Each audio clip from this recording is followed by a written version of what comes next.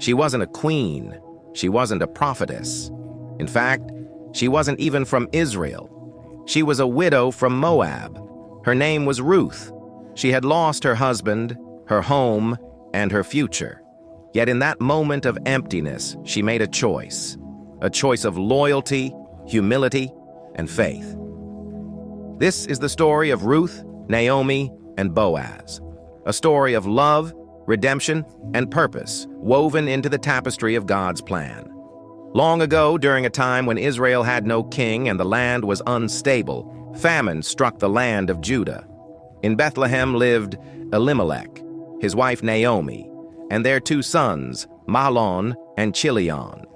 In search of food and security, they left their homeland and went to the land of Moab. There, the sons married Moabite women. One was Orpah, the other was Ruth. But tragedy would follow them. Elimelech died, and later, both sons also passed away, leaving Naomi, Ruth, and Orpah as widows. Naomi, facing grief and isolation, decided to return to Bethlehem after hearing that the famine in Judah was over. She encouraged her daughters-in-law to go back to their own people, to rebuild their lives. Orpah eventually agreed, but Ruth would not leave. Ruth pledged herself to Naomi with words that would echo across time. "Where you go, I will go. Your people shall be my people, your God shall be my God." Her faith was not just in Naomi, but in a future she could not see, and in a God she was just beginning to trust. Together, Ruth and Naomi traveled back to Bethlehem. When they arrived, Naomi's heart was heavy. She called herself Mara, which means bitter, because of all she had lost. Yet their arrival coincided with the beginning of the barley harvest, a sign of provision, of new beginnings. Naomi was old and vulnerable. Ruth had no land, no security. Still, Ruth was determined to provide for them. Ruth went to the fields to glean, that is, to gather the leftover grain left behind by harvesters. By God's grace, she found herself in a field owned by a wealthy and honorable man named Boaz, a relative of Naomi. Boaz noticed her, a foreign widow, working hard, humbly, faithfully. He asked his workers to deliberately leave extra stalks for her. He even made sure she would be safe. Ruth was overwhelmed by his kindness.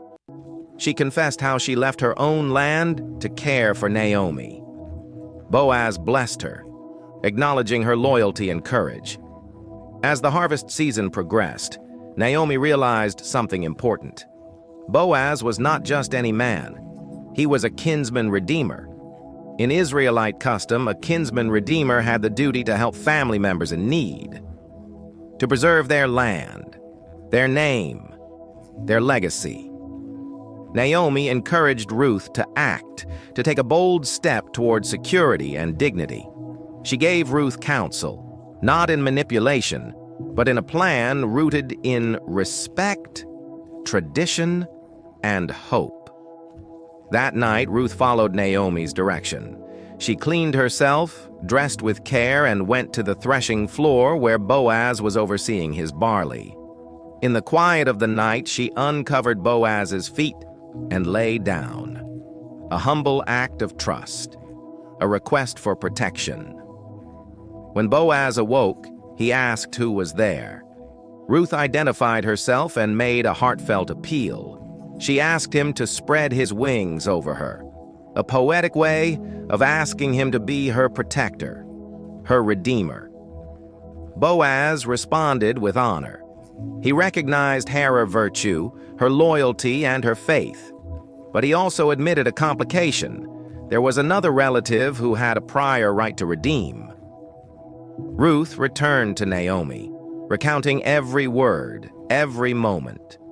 Naomi listened, wise and hopeful. She told Ruth to be patient, that Boaz would not rest until he had settled the matter.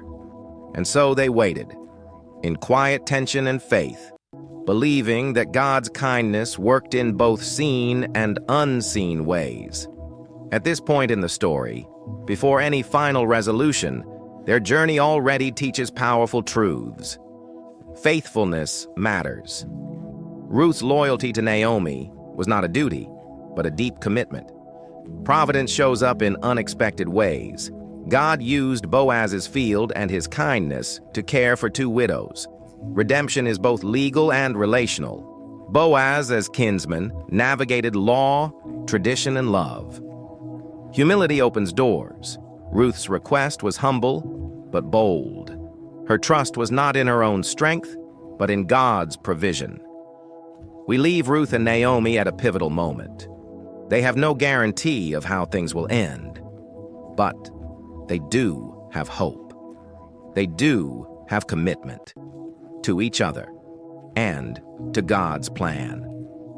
Ruth's story reminds us that even when life seems uncertain, even in loss, a faithful heart can step into a purpose far greater than itself. And sometimes, the greatest redemption begins not with a grand climax, but with a humble step of faith.